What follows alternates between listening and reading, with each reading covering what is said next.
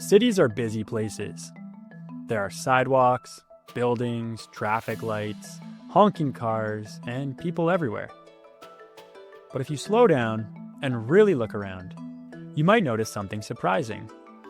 Wild animals living right alongside us.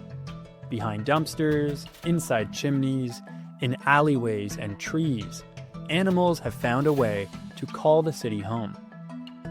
These are called urban wildlife. Wild animals that live and survive in places made by humans. One of the best known examples is the raccoon.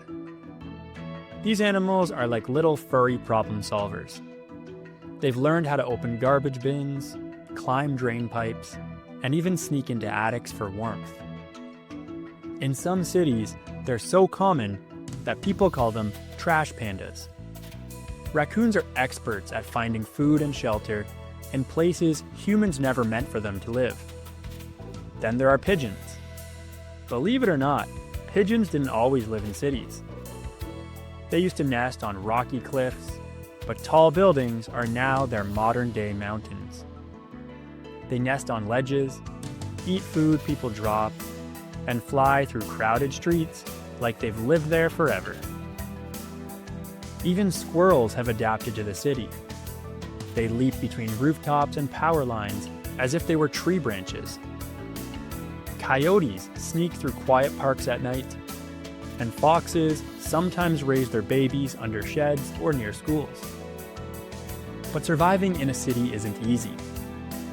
Animals face new dangers that don't exist in the wild, like cars, fences, plastic waste, and loud noises. There's also less green space to hide or find food. So how do they manage? The answer is adaptation.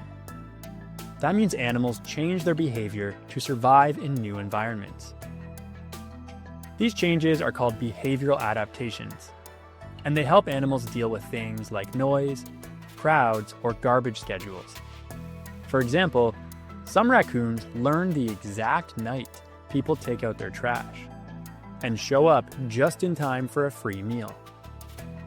Squirrels build nests in the tops of hydro poles instead of trees.